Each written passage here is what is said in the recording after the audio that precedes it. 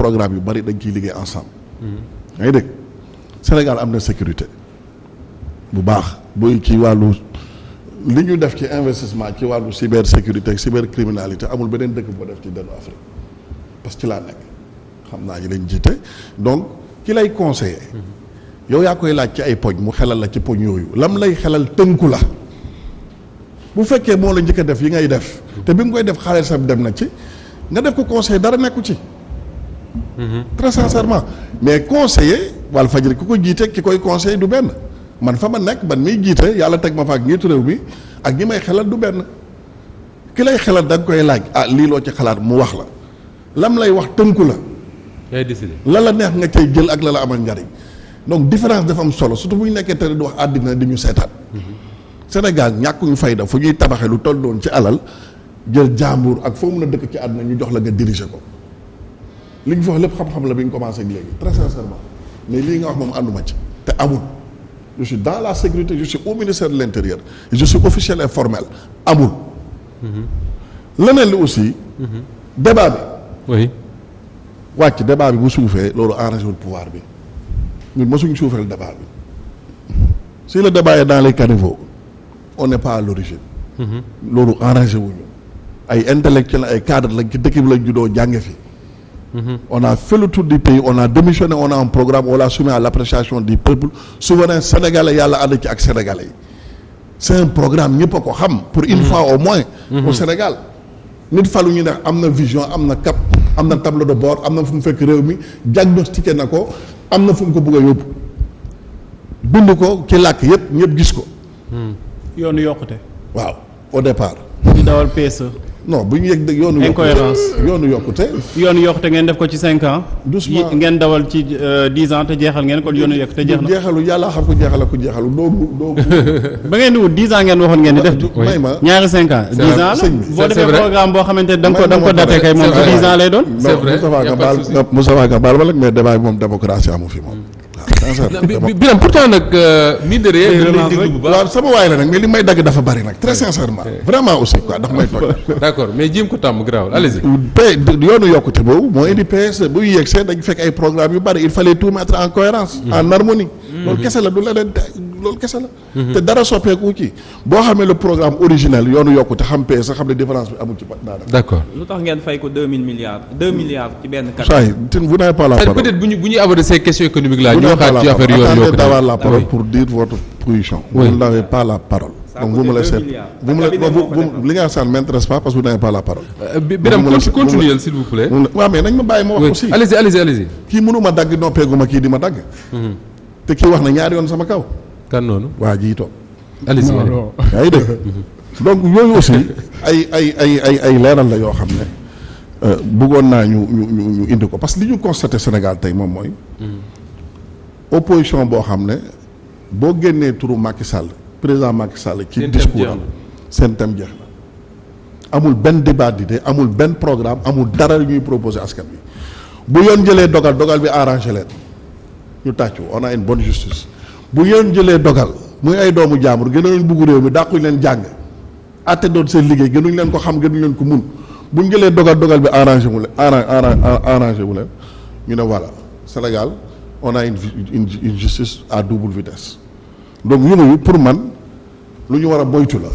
leneen li aussi wax ne Benno wala APR dafa nekk en difficulté loolu ay waxu caaxaan la dans une démocratie le baromètre c'est les résultats de l'élection ñu ngi sant yàlla nag am nañ ay jafe-jafe. mais bañ ko déglu léegi nañ de ñoom Idé ak Aminata Mbengue Ndiaye ak ñoom ñooñu nga xam ne xëy na gëj nañ leen a gis ay Moustapha Niasse ak ñooñu. waaw yàlla suturaal nañu daal bañ sosoo ak léegi. ñooñu moom Birame moo la gën a xam ne mënuñu koo gagner élection. non xam nga coalition xam nga coalition kuy gagner coalition. soxla nañ leen am nañ expérience am nañ trajectoire. mais amuñu nit. yaa ngi dégg joxoon nañ leen suñ kàddu on va gagner ensemble on va gouverner ensemble. loolu la ñuy sàmm ba tey. institutions yi nekk Sénégal sax ñoom lañ ko dégg pour ànd gi mun a rafet. mais li am solo tey quand on parle de chiffres. de amul benn élection bu ñàkk Sénégal donc on peut pas dire qu'on est en difficulté. Dernièrement, il y a des villes qu'on voulait conquérir. On n'a pas pu conquérir ces villes. loolu la yàlla dogal ñu nangu ko. d'accord on n'est pas dans un régime dictatorial ou tyrannique. mënuñ gagner fépp yàlla sax amul lépp am na ñu taxaw am nañu ak moom yonente bi waxu noppi dañ koy attaqué. donc dire que Benno est dans des difficultés. wala yàlla bu amul lépp ku am lépp. ah ñun amul lépp ku am lépp. ñun amuñ lépp. kenn amul non da lépp nga ne yàlla amul lépp. dama ne yàlla ñëpp nangu luñ ko la bëgg a wax. yàlla ñëpp nanguluñ ko yàlla am lépp moom lépp yàlla moom lépp moo am lépp mais yàlla. moom lépp am lépp te que ñëpp nanguluñ ko. merci pour la merci de m'avoir aidé à me rectifier jërëjëf loolu au moins dagg boobu am na solo mais li am solo tey mooy dama bëgg ne yàlla comme ni ko suñu waa ji Pastef waxee que yónnee bi sax dañ ko doon attaqué. yaa ngi dégg yàlla sax ñëpp ànduñu ak moom ñun ñaanuñu yàlla aussi ñëpp ànd ak ñun parce que mënuñu ko sax yaa ngi dégg mais tey li am solo mooy. nañu nangu ne bu ñuy wax dëgg rek Sénégal tey fi ñu ko fekk ak fi ñu ko yóbbu dans tous les domaines. d'accord muy énergie muy agriculture muy secteur yëpp de la vie socio-économique. am na ay jéego yu am solo leneen li aussi luy jeex ak lu dul jeex loolu yoon moo koy wax du ñun ñoo koy wax. d'accord c'est bon. yaa ngi dégg on est dans un état de droit c'est la soumission à la loi. du simple individu à la puissance publique. mais jeexal ngeen nag yàllaa xam kuy jeexal. boo àndul ak nit ko aussi yàlla teg ko fekk ñi ëpp ci Sénégalais yi mënuloo ko dara lu dul nangul ko te muñ. d'accord alors Pape Sané ak Wathie ñu ngi demandé mais nii laay def après ma ñëwaat analysons les froidement s'il le faut les propos de Ousmane Sonko. Pape Makhtar est-ce que mën nga taxaw ci meeting ak xale yi nga xam ne ñooy ànd ak Ousmane Sonko généralement. bu dee wax sax da ngay dégg ñu naan ndigal la ñuy xaar. dans ces conditions là nga ne su fi manifestation amatee su ngeen demee ci kër yenn kilifa yi di ngeen xam ne xaalis su bari lañ fa denc est-ce que ces propos là xëy na moom jubluwu ci leneen lu dul li Amadou Ba bëgg wax mais ñi koy dégg est-ce que forcément même dégg-dégg bi lañ ci am. Je pense parce que ba ñu paree ci manifestation bi. ba mu leen waxee ñibbi leen dañoo ñibbi. dégguñu ci benn incident dégguñu ci benn tentative aussi. xam nga tey jii bu nekkoon wax jooju dañ ci teg kër Biram ñu gis fa ay personnes yu suspect mënoon nañu ni wax boobu moo indi incident boobu. mais malheureusement wax ji xam nga lu ko indi. man je pense que ni politique yi ñoom ñoo doon jéem a appuyer ci loo xamante ni waruñu ci woon laal. oui muy c'est-à-dire gis nga manifestation surtout ay meeting ak yi. nit ñi parfois dañuy wax loo xamante ni duñ sax bàyyi xel. peut-être ak du recul duñ ko waxee noonu wala duñ ko sax wax. c'est très possible. mais léegi est-ce que war nañu exploiter yenn faiblesse yi wala yenn écart de langage yi quitte à ce que sax nga koy jox benn résonance boo xamante amu ko woon. c'est-à-dire ñoom tey ñoom ñoo tax ba ñu dégg waxu Ousmane Sonko bi ñoom ñoo ko jox sax sens bi nga xamante ñu bëri jox ñu ko woon sens bi. te loolu c'est vraiment dommage man gëmoon naa. tey jii mais ñun waxuñ ci ba tey de sa waay ci non non Iyane wax na si. j'en ai longuement parlé sa waay ci wax de ñun ba tey man wax naa ci kay je l'assume. d'accord non Iyane mosuñu ko wax vidéo ma gis muy buzz. Biram waa ji la y a pas de souci wax naa ci ba doyal. vidéo bu viral mën naa cee waxaat léegi li ma ci wax. vidéo bu viral bi di buzz. allez-y sa waay ñun waxuñ ci ba tey nag. ay waxuñ ci. waaw yow waxoo si mais Iyane Thiam neex na de waa Benno di tàcc Moustapha. ñu waxuñ ci Moustapha mi ngi wax enfin mu wax lu alors xam nga bu amee si ñoom ay leaders yoo xamante ne dañu génn doon exploiter mbir boobu. moi je pense que ni loolu nañu waroon def parce que tamit mënoon nañu ko jàppee wax joo xamante ni bàyyil Moustapha mënu la ko jàppee wax joo xamante ni wax joo xamante daf ko rëcc wala bugg ko woon jox sens boobu c'est-à-dire dafa doon expliquer rek ay mbir di wane que ni quelque part ñoom seen kër yi dañ fa denc xaalis. waxin bi loolu lañ si war a jàpp. que daf leen bëgg wax ne effectivement boo demee si seen kër yi waxul na kenn dem ci seen kër bu ñu demoon seen kër yi. dañ ko fekk xaalis bu parce que xaalis bi bu manifestation amatee. waaw ça c'est important. dans la phrase. bu ne woon su ngeen demee seen kër yi. y a pas de souci. waaw moom laa loolu bu manifestation amatee. xam nga mooy li ma la wax nii écart de dégg nga waaye moom bëgg na Sonko di. yaa dugg ci xelu Sonko di. yàlla baax la. xam nga Moustapha moo tax lii kii wax ba wax dafa am solo c'est-à-dire bu ñu ko génnee ci contexte bi. gis nga taxaw di wax wala balaa ngay wax ñëpp jug yuuxu. oui loolu lucide parfois di nga wax joo xamante ni doo si bàyyi xel. d'accord dal na Abdoulaye Wade. président de la République. toog di naan lii amoon fii ay nit dee mu ni lii amoon fii ngelaw bi jàll la. non Wade a dit plus grave. Wade a dit si vous voulez manifester allez-y. waaw xam nga ak yenn mbir yoo xamante ni parfois dañ koy wax ci ay manifestation te duñ si bàyyi xel. mais man li ma jàpp ci wax ji Moustapha man dama jàpp ni nit ñi ñoo ko doon jéem a dramatiser. jox ko interprétation boo xamante ni moom peut-être jublu si peut-être nag forme bi wala fi mu ko waxee waru ko woon waxee. mais je pense que ni buñ ko yemale woon foofu. wax ji nit ñi bàyyiwuñu ci xel benn bàyyi xel bi parce que tey effectivement bu amoon benn nit sax bu suspect bu demoon taxaw ci benn kër ministre. ñu ni ko wax ji nga wax de moom moo tax ba lii am. mais pardon est-ce que excuse-moi mais est-ce que du excuse bu facile quand même Ousmane Sonko. trop facile. Il se sait trop suivi. Trop facile. Il sait que quand il parle aux jeunes ni ñu koy dégloo amul beneen leader politique bu ñu koy dégloo ci réew mi. Ces jeunes là bu dee wax ak ñoom quand même.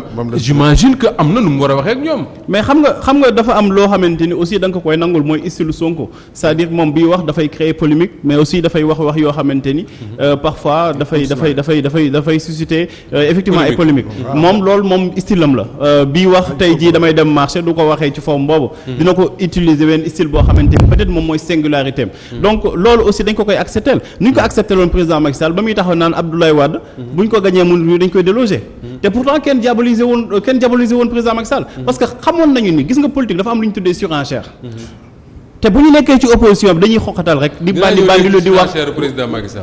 pardon. ma ne dinaa ñëw léegi ci surenchère. waaw d'accord loolu la rek man loolu laa ko jàppee mën na nekk loo xamante ni waru ko woon wax mais je pense que ni bu ñu ko joxee yenn interprétation yi c'est les dangereux.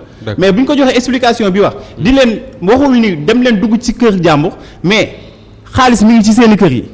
te xaalis boobu nekk seen kër du yoon.